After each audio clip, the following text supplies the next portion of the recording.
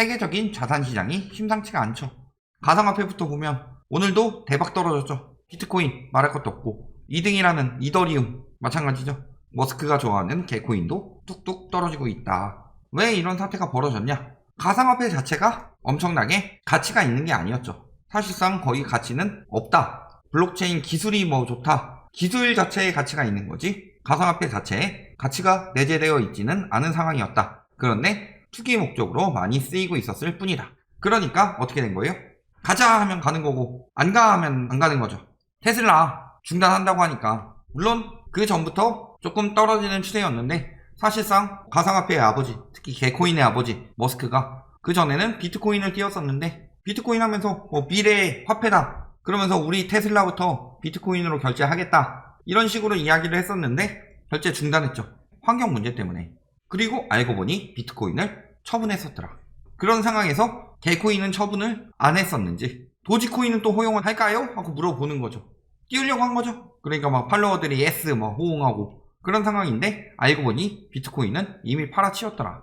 판 거 맞아요? 정말이야. 그러니까 이 이후부터 급격히 떨어지기 시작하더라. 말장난으로 떨어지고 있는 거다. 사실상 누구 말 한마디에 저렇게 휘둘리는 자산시장이 과연 제대로 된 자산시장이냐 저게. 그러니까 심리로 투기가 몰린 것일 뿐이다. 가치는 없다. 그러더니 안 팔았지롱 해서 다시 띄우죠. 하도 이렇게 말 한마디에 왔다 갔다 하니까 사람들이 뭐하고 있는 거예요? 가상화폐를 언급하면은 바로 사든가 팔든가 하게 알람까지 하는 서비스가 개발이 되었더라. 사람 한 사람의 말로써 왔다리 갔다리 하는 굉장히 불안정한 시장이다. 머스크 해고하자. 스탑 일론 코인. 만드니까 또 급등했다가 폭락. 저 사람들도 머스크를 응징하자 이렇게 해서 만들었다. 물론 게임스탑 같이 그렇게 만들었을 수도 있지만 실질적으로는 뭐예요? 저런 식으로 해서 요거 띄웠는데 요거 떨어졌다. 그럼 반머스크 코인 만들면 떨어질 때 오르겠지. 이런 생각으로 만들었다. 돈 빨아먹으려고. 이렇게 보는 게 맞겠죠? 저희도 단체 채팅방이나 카카오톡 아이디를 라이트하우스로 만들어서 사칭하고 사기치는 인간들이 있는데 머스크는 오죽하겠어요. 코인 사기로 22억, 56억, 머스크인 척 가로채고 날랐다. 이런 상황이 벌어지고 있는 거죠. 지금의 가상화폐는 가상화폐가 화폐의 기능을 하나 안 하죠. 실물 가치가 있나? 없죠. 환경 문제를 야기하죠. 뒷돈이 돌고 있습니다. 사기까지 만연하는 그런 시장이다. 이런 이야기들로 인해서 머스크 한마디 한마디 하다가 자기들 자산을 불려주는 사람이 아니다 싶으니까 폭락하기 시작하는 거죠. 비트코인 떨어지기 전부터 주가는 쭉쭉 떨어지고 있다. 이미 하락 베팅했죠. 이분 뭐한 사람이에요? 리먼 사태 때 집값 하락 베팅해서 부자 된 사람이죠. 이번엔 뭐 하락 베팅한 거예요? 테슬라 하락 베팅. 머스크 저러고 있는 꼴을 보니까 아니 저게 저렇게 나올 리가 없는데 라는 느낌으로 베팅을 한 거죠. 그러니까 이런 사태들을 이성적으로 생각하면 예측이 가능한데 비이성적인 판단으로 인해서 사람들이 몰리고 거품이 끼는 거죠. 그런 시장에 뛰어들면 운 좋으면 돈 벌 수도 있지만 반대로 빠져나올 타이밍도 모른다. 그리고 가상화폐 시장은 사실상 의미 없다고 그랬죠. 거품 터진 뒤에 진짜가 온다 이런 이야기 나왔죠. 오히려 닷컴 버블 때는 엄청나게 버블만 끼었는데 그 뒤에 IT가 발전은 했죠. 그리고 버블은 터졌다. 똑같다는 거죠. 터진 뒤에 혁신적 가상화폐 세계가 열릴 것이다. 근데 문제는 지금처럼 변동성이 큰 가상화폐는 생겨나지 않겠죠. 첫 번째는 사람들의 심리가 한번 제대로 터지고 나면 잘 안 들어가는 거. 가상화폐 하면 망한다. 이런 심리가 엄청나게 돌아서 지금 같은 비이성적인 과열 현상은 일어나지 않을 것이라는 것. 또 한 가지는 지금 가상화폐가 왜 화폐를 대체할 수가 없냐. 모든 나라에서는 자국의 통화를 국가에서 통제할 수 있기를 바란다. 그런데 지금 비트코인 같은 가상화폐는 국가에서 통제가 불가능한 수준이죠.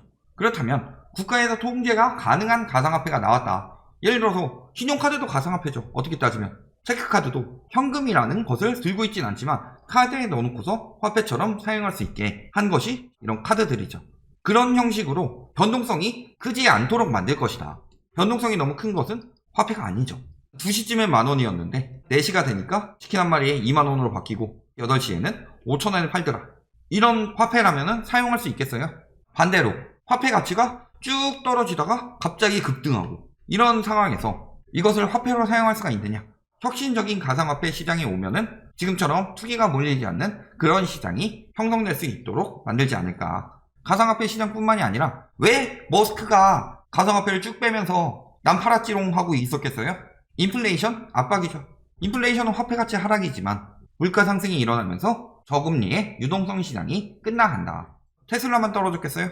우리나라에서 안전주라고 하는 삼성전자. 올해 초까지만 해도 9만원 돌파, 12만 전자 간다 이런 이야기 했죠? 근데 이틀 만에 뭐라고 그랬어요? 기관이나 외국인들 파니까 사수하라. 12만 전자 간다는 게 이틀 만에 9만 전자도 사수해야 된다. 이런 식으로 이야기 나온 거죠. 그러다가 또 어떻게 돼요? 한 4월 가니까 실적이 좋아졌다. 10만 전자 성큼 다가왔고 목표 주가는 12만 전자다. 그런데 인플레이션 발언 나오고서 미국 주가 떨어지니까 어떻게 됐어요? 7만 전자 됐죠. 이렇게 됐다가 이렇게 되고 있는 상황이다. 삼성전자가 우리나라에서 부동산으로 따지면은 음마 아파트 이런 느낌이죠. 그러니까 코스피 자체도 오늘 조금 올랐지만 떨어지는 추세로 가고 있다는 거죠.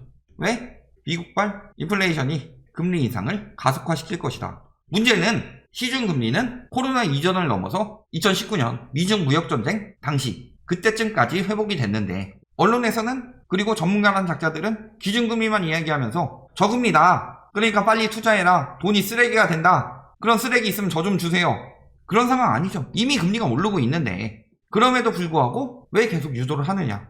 너무 빨리 떨어지면 팔고 빠져나갈 시장이 없다는 거죠. 그리고 떨어지는 동안에는 누가 사요? 그러니까 거래하는 사람들이나 그 전문가라는 작자들도 벌어먹기 힘들어지더라. 그러니까 지금 무조건 오른다 이런 식으로 코스피 3,700 간다 하반기에 최대 이런 이야기까지 나오고 있는 거죠. 그러면서 공모주랑 공모주도 맨날 언론에서 띄워주죠. 따상은 무난하다. 근데 어떻게 해요? 따상은커녕 상장 직후 급락했죠. 급락한 날에도 실적은 맑아. 사야 돼. 실적대로 주가가 지금 평가가 된 시장이 아니죠. 실적대로 평가가 됐으면 코로나 경제는 아직 회복 안 됐어요. 많이 회복되고 있는 단계이지. 방역을 어느 정도 잘했고 지금 백신이 나오고 있는 단계이기 때문에 심리적으로도 어느 정도 회복이 돼서 그런 거지. 예를 들어 10시 이후에 장사 안 되잖아요. 그러면은 소비 자체가 위축이 되고 기업들도 반도체나 이런 데는 호실적을 내고 있지만 뭐 여행업계 이런 데 가봐요. 안 되고 있죠. 아직 코로나 경제는 회복이 되지 않았다. 그런데 주가는 코로나 경제 이상의 주가를 보이고 있다. 그렇다면 실적 대비 맞는 주가가 아니라 아직은 거품이 껴있다는 거죠. 그런데 불구하고 공모주만 하면 다 오른대요. 예전에 비슷한 거 있었죠. 빅히트. 따상 하더니 반토막으로 내려앉았다는 거죠. 석 달 후 보면 절반 이상이 하락했다. 뭐예요? 언론들이 띄운 다음에 상한가까지 갔을 때 팔고 빠졌다. 그걸 누가 다 뒤집어 썼냐? 개미들이. 그럼에도 불구하고 계속 이랬는데도 공모주 나온다니까 따상은 찍는다 이런 식으로 이야기해놓고서 싸에서 팔고 빠진 거죠 다들. 그러면 첫날 팔면 되지 않냐. 첫날 이후에 누가 사주는데. 그러니까 끝났어도 투자 열기 여전하다 하면서 지금 계속 이런 식으로 유도하고 있는 거죠. 첫날 팔면 돼요. 일단 하세요. 그래놓고서 양털 잔뜩 키워다가 양털 깎고 빠지는 인간들은 따로 있다는 거죠. 누가 많이 당해요? 일반 개미는 그래도 괜찮아요. 근데 비투한 개미들은 어떻게 돼요? 예를 들어서 100만원을 투자하기 위해서 50만원을 빌렸는데 얘가 30만원이 돼버리면은 내 돈 50만원 그대로 날아가고 팔아도 마이너스 20만원이에요. 수익률이 마이너스가 아니라 재산이 마이너스가 돼버린다.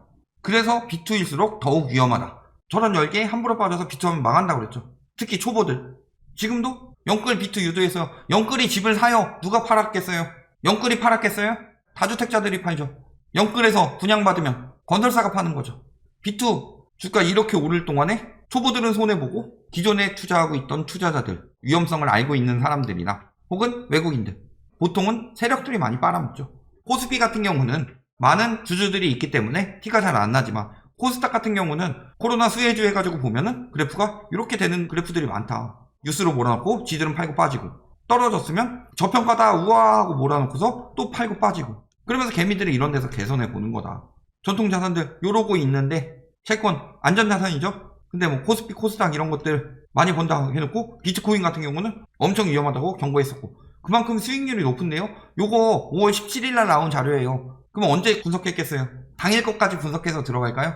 하다못해도 5월 초 이 정도까지 거의 분석이 됐다고 보면 되겠죠.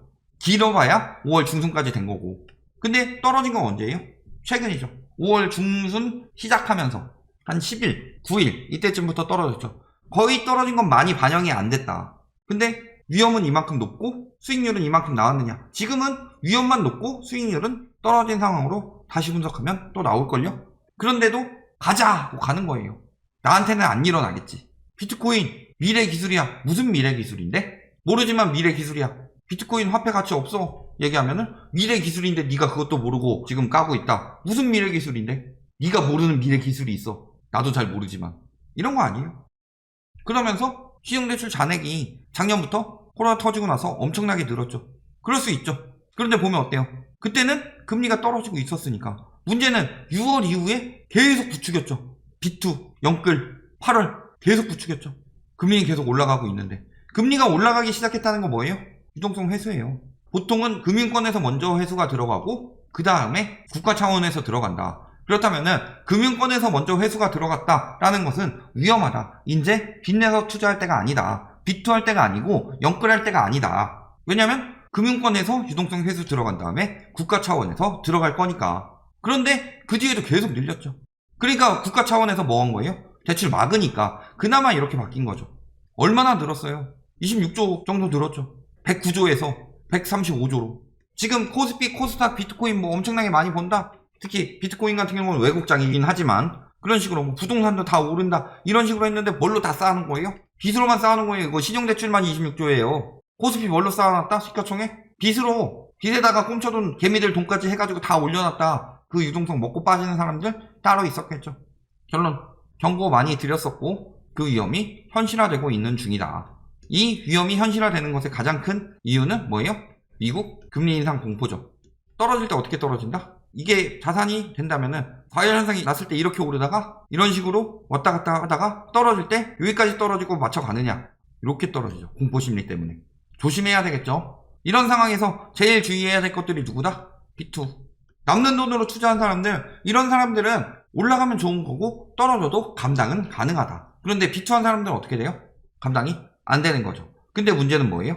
지금 은행권 자체에서 규제가 들어가고 있죠. 바젤3로. 앞으로도 더욱 강화될 것이고, 그렇다면은 앞으로 더욱 악착같이 받아낼 텐데 여기쯤 샀어요. 손절도 내가 맞춰서 하고 싶은데 금융권에서 알아서 반대 매매 해버리고 그러면 진짜 개털되는 거다. 이 와중에도 이렇게 떨어지는데 뭐 올라갔다 왔다 갔다 하면서 떨어지겠죠. 즉 지금 비투할 때가 아니다? 아니다. 자꾸 부추기는 사람들한테 넘어가지 마라. 왜 당신에게 부추기겠냐. 까놓고 말씀드려서 저희 공매도 안 합니다. 떨어져서 공매도로 이득 보느냐, 그런 거 전혀 없어요. 올라가라고 유도하는 사람들은 해당 종사자들이죠. 무조건 유동성을 확보해야 한다. 그 사람들은. 그런 이야기만 하니까 조심하시고 공부하시고 비투할 때는 아니다. 요거는 꼭 알아두시기 바랍니다.